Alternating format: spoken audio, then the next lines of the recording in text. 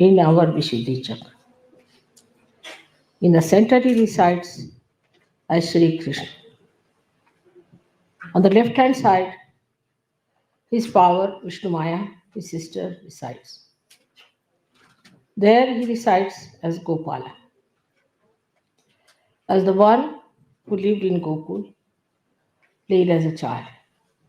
On the right hand side, he resides as the king who ruled in Dwarika, the king Sri Krishna. These are the three sides of our Vishuddhi Chakra. The people who use their right side to dominate others use their voice to put down people, to show their authority, shout at people, are the people who get affected by the right side.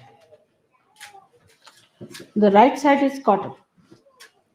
On the physical side, you get a very big problem because the right heart cannot work out its flow.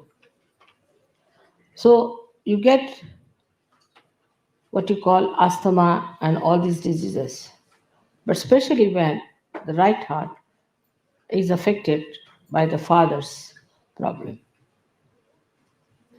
On the left side is the Vishnu Maya, is the sisterly relationship. When the sister, who is your pure relation, is not treated as a sister, when the attitude of a person towards women is of indulgence and of lust, then he develops the left Vishuddhi. When he develops a left Vishuddhi very strongly, and if he has a bad agya, or if he has eyes which are roving eyes, then this left Vishuddhi causes a lot of trouble. Left Vishuddhi can be also caused by, as you know, by feeling guilty about things or nothing at all. All these problems arise from Vishuddhi. But Vishuddhi Chakra has a speciality. When the human beings raise their head upward from Mother Earth towards the sky, sky is, ether is Sri Krishna's nature. When he raised his head towards the ether, towards the sky, then this Vishuddhi Chakra developed into a different dimension. And people started developing the ego and superego. Superego was already developed, but ego developed in such a way that it started suppressing the superego.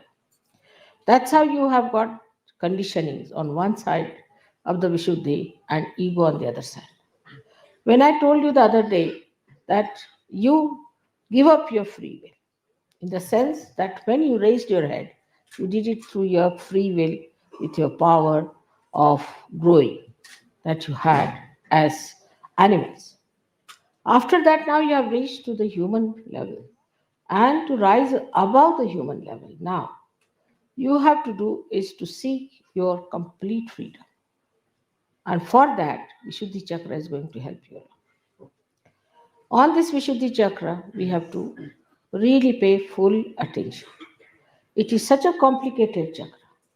It has all the vowels of a Devanagari script emitting out of the sound of the Shakti that is passing through it, of the Kundalini that is passing through it. So all the vowels are heard on these chakras. These vowels are, as you know, 16 in number. Without the vowel in the Devanagari, you cannot write anything.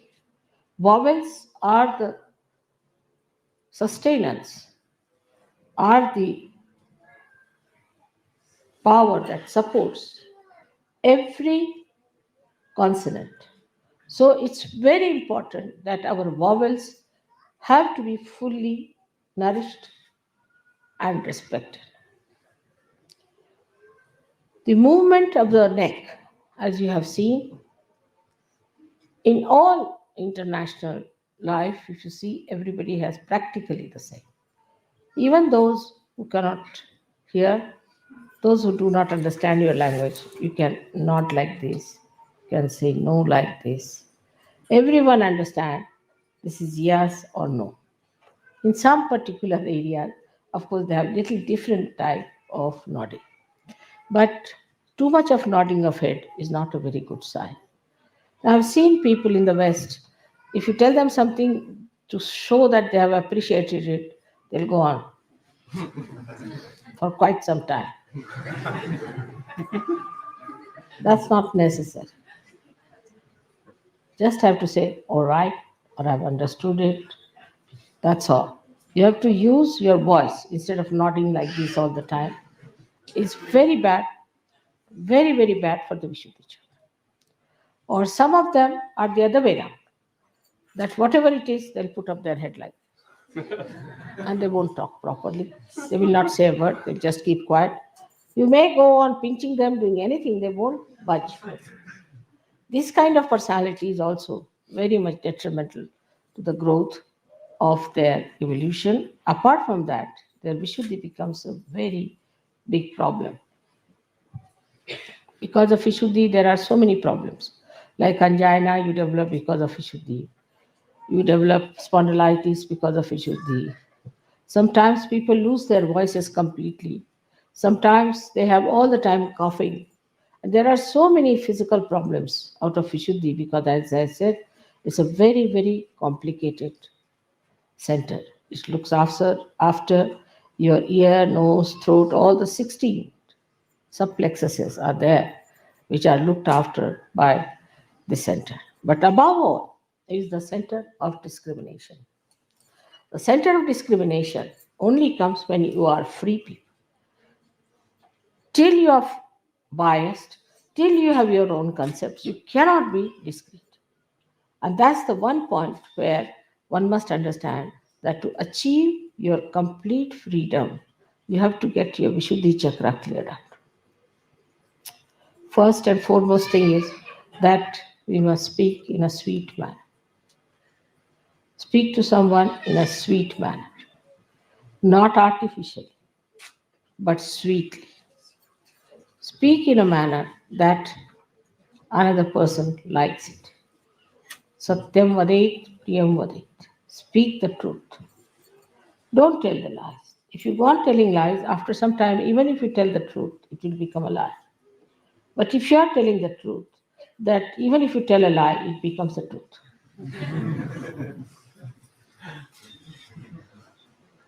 Now, some people think that they can be cunning. By their talks, they can cheat. But actually, they are cheating themselves. All such people who cheat others by sweet talks, by artificial talks, or by some maneuvering go to such a horrible state. And in this Kali Yuga, especially, they are cursed and they get exposed. And people know about them that these are the greatest liars ever known. Now the times are coming when all such people will be exposed very much more than they have been ever exposed. So be careful not to think that you can cheat. In Sahaj Yoga, especially, you cannot cheat. Those who try to cheat sometimes think that we can be full mother. We can somehow or other carry on. If you sit in front of mother, she won't know what we are up to. It's not so. I may not say. I may use my discretion not to say. I may allow you to have a long way, but be careful. Do not come into my illusions. I'm very elusive.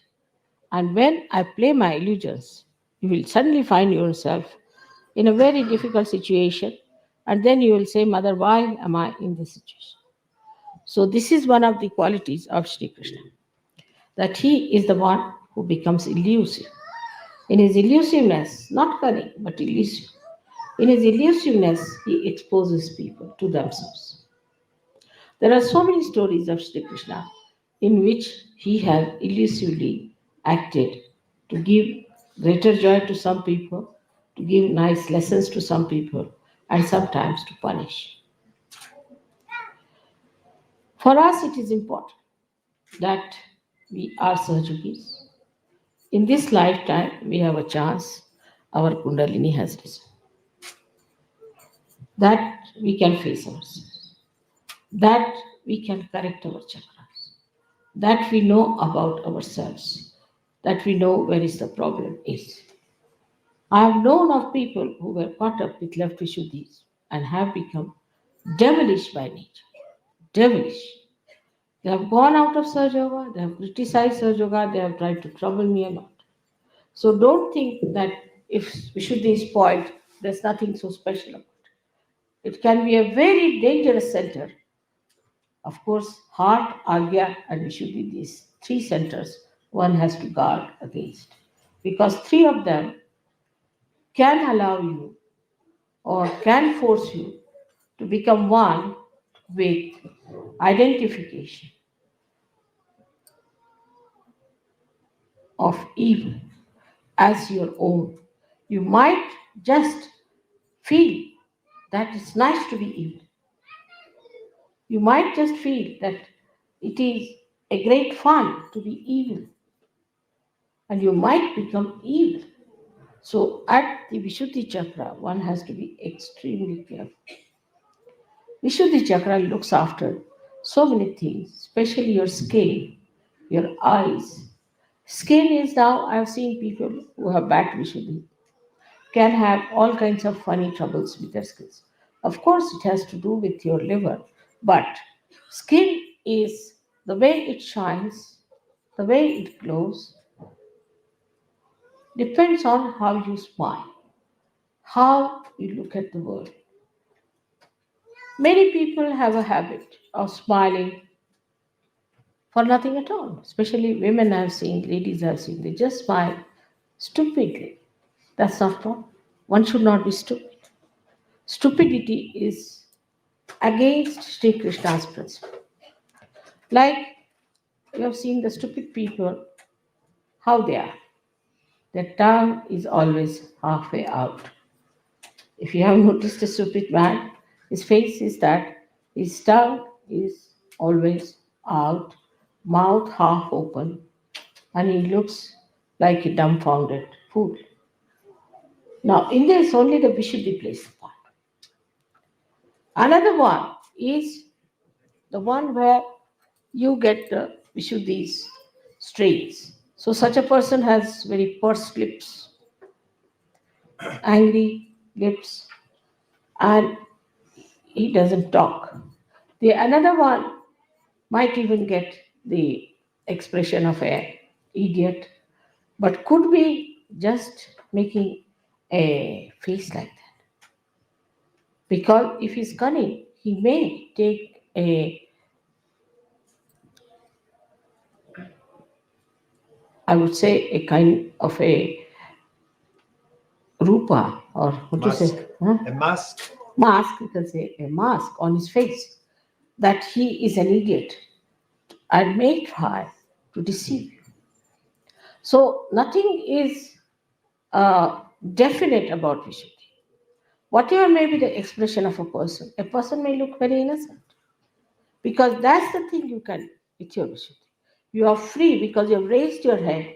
At this point, you have achieved this kind of a special aptitude that you can deceive yourself and you can deceive others. Some people look extremely innocent on the face. They may look to be very simple people, but may turn out to be horrid. Some people may look to be idiotic, but may be very intelligent. So it is how you play with your Vishuddhi, which is which is responsible. But the main thing, what I'm trying to tell you, that you can maneuver your Vishuddhi, the way you want to put your expression, the way you want to make your face, the way you want to suggest something. All you can maneuver, and you can keep your heart away from it. In the heart, you may have poison for a person, but Outwardly, you may say to that person in a very sweet manner something that the person might feel impressed. But in this, all this behavior, pattern of behavior, you are deceiving yourself, not deceiving the another person. Because your self is spirit, which knows you very well. And this will go on and on for all your lives that have to come. So there is no need in any way to be artificial in your expression. There is no need to hide anything in your expression. Of course, I mean, if you don't like someone, you need not just say, I don't like you. But in that case, you have to be not also so much appreciative of the person that he is deluded into your appreciation. Now, eyes are very important, and eyes, in a way, are very much looked after by Vishuddhi because the muscles of the eyes are looked after by Vishuddhi. Now, the kind of muscles we have, which pull our eyes, which close our eyelids, and all that, is very much suggestive. You must notice that there are some people who come to me, their eyes go on like this when they close their eyes. They cannot keep it shut. There are some people, when they open their eyes to me, they just keep the eyes open, they just cannot close. Both are in trouble. The ones which are the ones which are just keeping the eyes open all the time are the people having supraconscious moods. And those who are flickering their eyes are having the subconscious mood. Some people have also the habit of uh, keeping the eyes in an angle all the time. They never see you straight, but in an angle they'll see. They think it's sometimes it's very fashionable. Sometimes ladies think it's a very good way of looking at people, and some of them have such eyes that they'll go on, looking and pouring their greedy eyes onto others or their lusty eyes onto others. This is the worst thing you can do to your eyes, because such people are easily can become blind. Such people might have trouble of the eyes, especially reddening of the eyes can come to such people very much, very quickly. So one has to be careful to keep the eyes very pure, the eyes of an Yogeshwara who was Sri Krishna. He was a witness. He was on this earth. He played with Radha. He married five women. They were the five elements. 16,000 women he married. They were his 16,000 powers. But he was Yogeshwara. He was Yogeshwara. He had no lust in his eyes, in his mind about them at all. He was beyond them. He was Yogeshwara. That was the testing point of his, that he had no lust in his eyes about these women that he had. Such an Yogeshwara is there. Of course, I don't expect you to be Shri Krishna, but you have your wife. Those who do not have wife must look forward to a wife. That we'll get wives and we'll have a wife, and think of a wife who will be your own, so that your eyes will not fall onto every woman who comes across with that kind of a thing. I've seen people, even the photographs or anything they see is surprising. I mean, there's nothing in a photograph. What is in a photograph? But even a photograph can attract their attention. I mean, I don't know what can attract their attention like this, but they are so vulnerable and they have no control over their eyes. No control. They become absolutely lost and they have no control. That shows that they have no powers in them and they are slaves of their responses. So the eyes are very, very important, as Christ has said, thou shalt not have adulterous eyes. There should be no adultery. Some people have a habit of showing anger with the eyes. See, they have to show anger with the eyes, they'll just go on looking like this and show the anger. I dare not do that to you, but still. And the angry eyes, you see, are another dangerous things to do with your eyes, because then they can become mesmeric. If you start putting your eyes onto something and concentrating on it, Your eyes might become mesmeric, means boots will start coming out of your eye.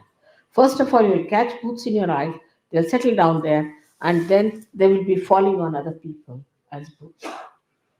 It's a very, very dangerous thing to go on looking at something continuously with concentration.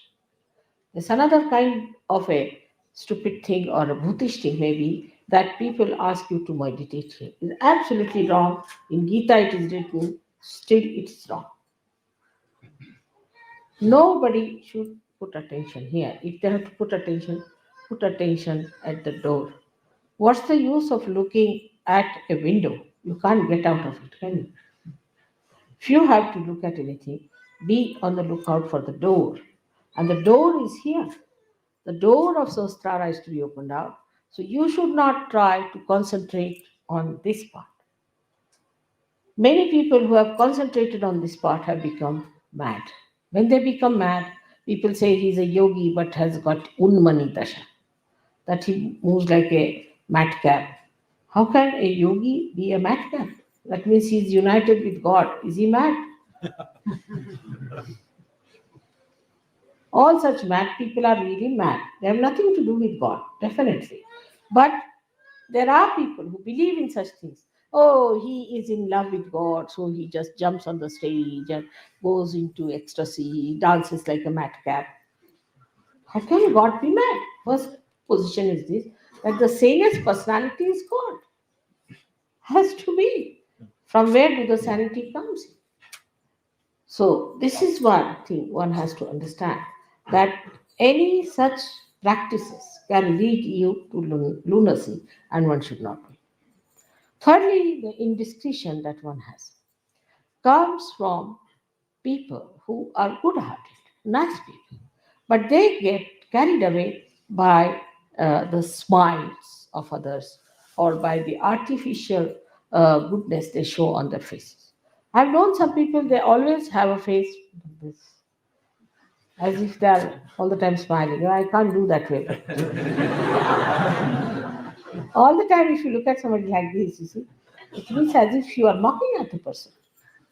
And there are people I've seen who just like this every time, with them like this.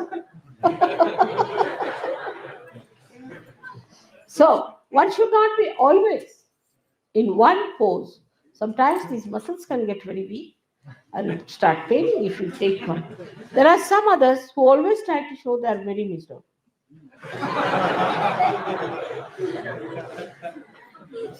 I don't know, what do they want to attract?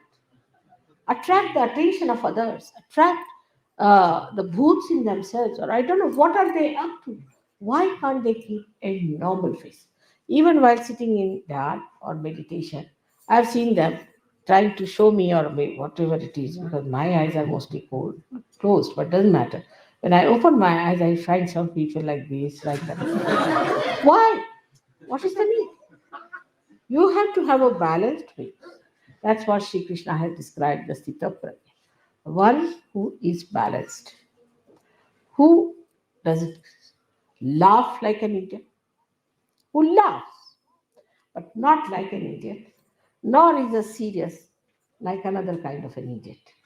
So both the things are not at all expression of your inner being. Such a person is, as I told you today, is not frivolous, but not serious either, but full of joy within himself. He doesn't want you to be unhappy. Never would like that you should be unhappy people. But human beings, if they want to be unhappy, what can anybody help, because they have got the free will to be unhappy? They have got a free will to cut their nose. They have a free will to cut their ears. They have free will to commit suicide. They have this free will, so called. Now the greatest free will comes from Vishuddhi, as I told. And that's why we call him Yogeshwara. He is the Ishvara of yoga. The establishment of yoga is possible when you surrender yourself to Sri Krishna. Completely surrender yourself to Sri Krishna. Your yoga will be established. Means what? Means all your balances will be established. you go into complete balance. And that balance is complete because Vishnu, who is the incarnation for sustaining the dharma, who is responsible for giving you the balance, becomes complete in the form of Sri Krishna. That's why he said that you leave all the dharmas. Sarvadharmanam parityajya mamekam saranam vraja. That's why I surrender all of them to you. So all the dharmas, if you put it at the lotus feet of Sri Krishna, means if you follow his ideals, then all your dharmas are balanced. But after realization, you go beyond dharma. Whenever you go wrong in dharma, dharmachyuta as they call it, when you go wrong in dharma, that's the time you have to surrender yourself to Sri Krishna so that he establishes your dharma. There are so many dharmas. There is the pati dharma, husband's dharma, patni dharma, wife's dharma, father's dharma, mother's dharma, son's dharma, then rashtra dharma means the nation's dharma. Then you have all kinds of dharmas also. We can say where one has to bow to the uh, higher things of life. But then he says, Sarva Dharmanam Parityaj. Forget all the dharmas. Mamekam Sharanam Vraja. Just surrender your dharmas, all of them, to me. That is at Vishuddhi. At Vishuddhi Chakra, you surrender all your other dharmas. It means that it all gets sublimated. It all gets complete. The wholesomeness is achieved because he is collective being. He is the Virat because he is the integrated form of all the dharmas.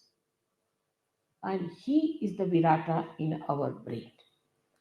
He represents our brain. And when this Virat in us is awakened fully, then all the dharmas become natural with us. We don't have to do any dharmas. We don't have to be conscious of any dharmas, but automatically we become dharma ourselves. For example, there are people now saying Christ. We can take example of Christ. He was dharma personified. He would not steal money from anybody, will he? Will he run away with somebody's wife? Will he? Will he do anything wrong? No, he cannot.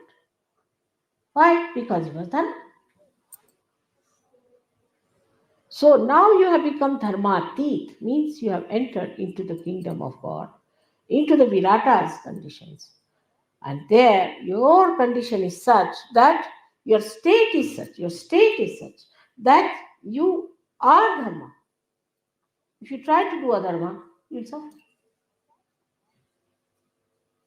If you try to do wrong, you will suffer. Here I don't have to tell you to be righteous. I don't have to tell you. There's no need. I don't have to tell you that you tell the truth. I don't have to tell you don't steal. I don't have to do all these things. Only thing I can tell you that get rid of your ego and super ego. That's all. In a very general terminology. But you will follow Christ automatically. You will follow Krishna automatically. Sahaj. Because now you have gone beyond dharma. You have crossed the limits of dharma where you had to follow a dharma. Now you have become the dharma. Where you will stand, wherever you will be, dharma will stand with you. People will look at you and say, here is a dharma standing. He is the dharma to be worshipped. Not because of anything, but because your state is that of dharma. You have gone beyond. Supposing this is a loudspeaker I am using today to talk to you. But supposing this loudspeaker becomes part and parcel of me, I don't have to use this. I go beyond it. In the same way, you are using the dharma first of all to establish yourself. But when you go beyond dharma, into the state of Virata. Then you don't need any dharma.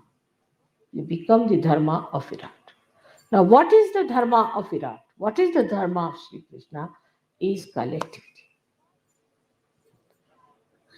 Krishna is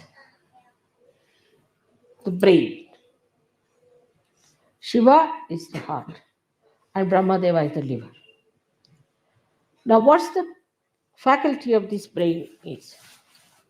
That the tree of life, of evolution, grows downward, as he says. And this tree is growing downwards, of awareness from the brain. But if you have to go to the roots, you have to ascend.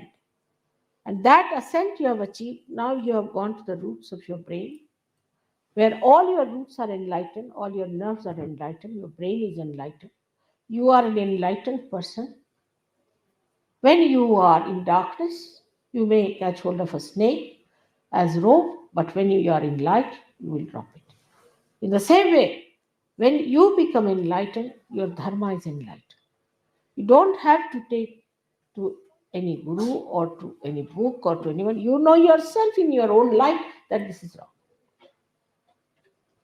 Now, the collectivity part of it is very important. Anybody who cannot be collective is not yet a surgeon, not yet a surgeon at all. Collective in the sense that anybody who cannot live with other surgeons, who tries to find faults with someone all the time, who wants to run away with his wife and stay somewhere else, or with her husband, who wants to get out, is not a person who is collective. There's no need to say that I cannot live under the circumstances in which Sir Yogis can live. If you are a Sir Yogi, if you are a yogi, you can live. Look at me, I am such an old woman. I can live anywhere. You take me to a village, you take me to any place. I am not bothered about any physical comforts at all because I am comfortable within myself. My comforts are within myself. In the same way, a person who is not collective, like many people just come to pujas, that's all. It's like going to the church only once in Christmas and then say Christ doesn't look after us. Of course, not going to church, you don't meet Christ. But I mean to say that just to have a casual way of Saj Yoga, you cannot be. You have to be collective. And collective means that at every collective program, you should be there. You should always meet collectively, meditate collectively, live collectively, and try to find ways and methods of being collective. There are so many evil forces which are all the time trying to attack collectivity. First, they will attack the leaders. That's the first thing. Any leader tells somebody, you shouldn't do like this. Immediately, that person will start spreading stories against that leader. Is very bad. He's like this. He's very harsh. He didn't garland me. He didn't give me this, that. How can you garland a booth? Can you?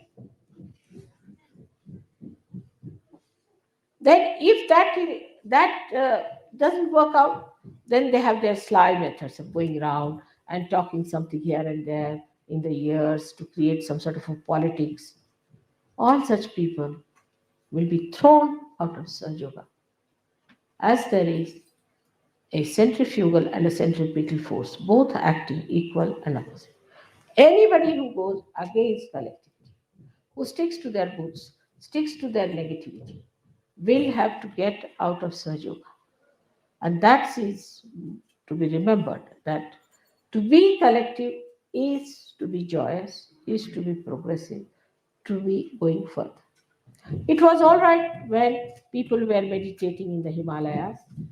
It was all right at that time. They were all alone, meditating all alone to achieve something for the collective.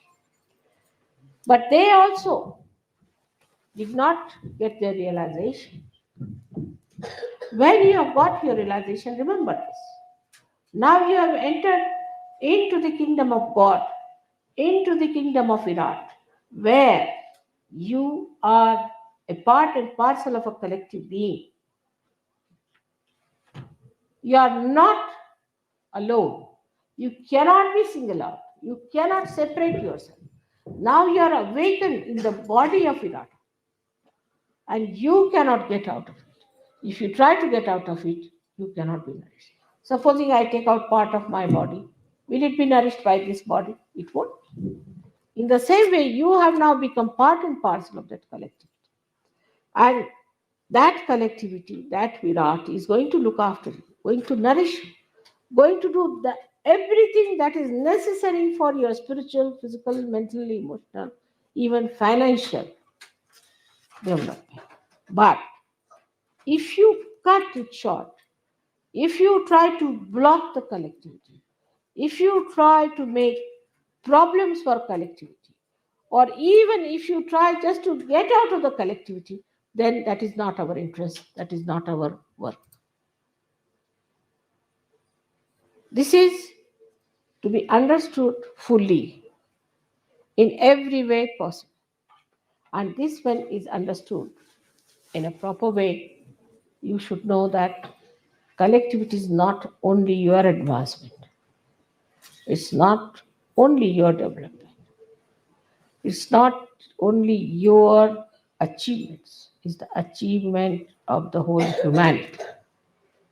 The purpose of your creation is fulfilled by that. Those people who live in the ashram are better off always than the people who live alone. Always. They will always have better results than the people who live alone. Maybe they live alone because they want to have a little private life or a privacy. But their privacy is not going to help them. That's not going to help them at all. The more you live together, the more you recite together, the more you enjoy together, there will be greater chances of your advancement. The more you will try to make yourself private, the more you will try to get out of it. Whatever explanation you may give, God understands wherever. So all such things where you cut off yourself from the mainstream, you try to get out of the mainstream, then there is a big problem for you. Of course, for certain conveniences, you may. For your certain understanding, you may. But you should enjoy more the company of Sahajogis than your own private company in the dingy room of yours. That is one thing you can judge yourself. Do you enjoy the company of Sahajogis, or you enjoy the company of 3-4 of your family people together in a circus? Judgment is your own. Not difficult. Nothing is difficult in Sahaja. It is the simplest thing to be a Sahajogi, and even more simple to be collective. To be uncollective, you have to do something. Like I said, that it is very easy not to drink. I mean drink some wines and things. Because if you don't want to drink, you are sitting at home, it's all right, don't have to do anything. But suppose you have to drink, then you have to go to a pub, or you have to go somebody, open the bottle, get a particular type of a glass, pour it down, this, that. In India, for example, where there is prohibition, you are sitting with a fright. But for a person who just drinks water, he doesn't have to do it. So to do wrong, one has to do something. But to be good, you don't have to do much. It's absolutely labor saving, energy saving procedure. You see, to do bad.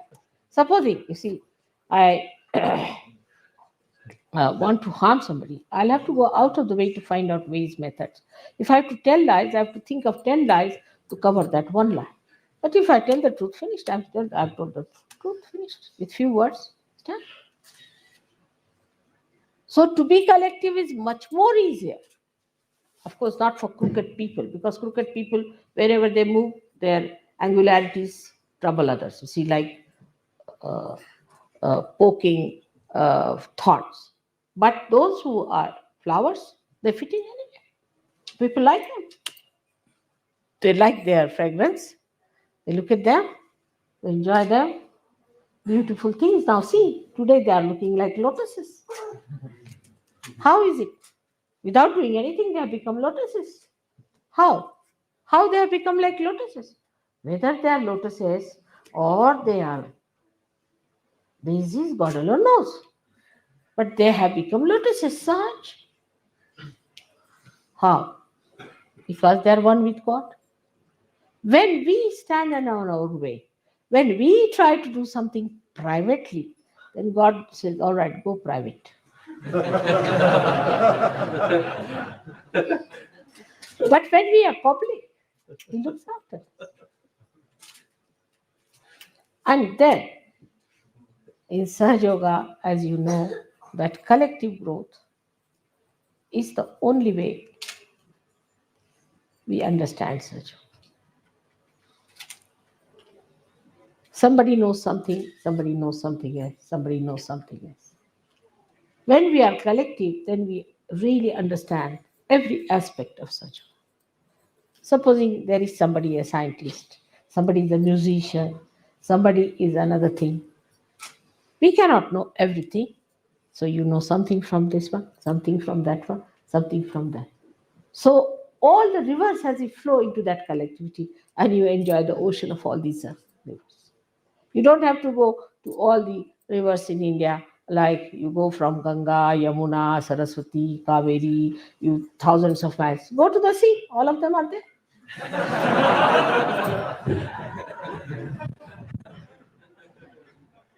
Like that, you have to enjoy the sea where everything meets. All kinds of beautiful things are there, and you enjoy that.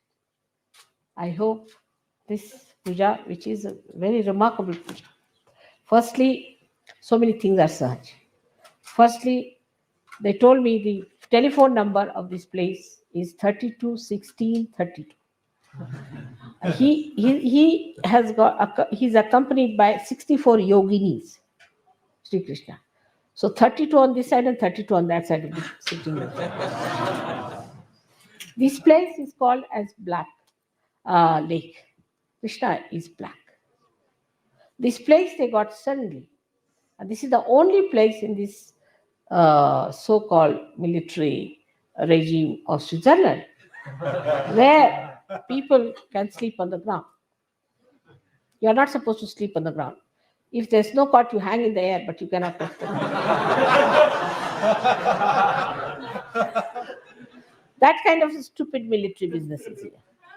There to find such a sensible, practical, such a cheap place for you is God sent. We are here surrounded by beautiful things with the cows, so many cows at the time when it is Krishna's birthday. So many cows, so fond of cows. And the cows, when their bells move in the morning, I heard, in the evening, so beautiful. And when they were moving home in the evening, how the, as they call Goraj, is the dust of their feet was filling the sky. It's just Gokul here, I felt.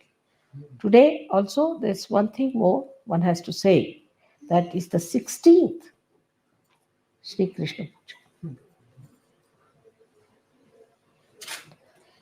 So in so many ways, this is a very great puja which you are attending, for which people have to take thousands and thousands of janmas, do so many punyas, which you have got so sahaj, because there must be something about you people also. May God bless you.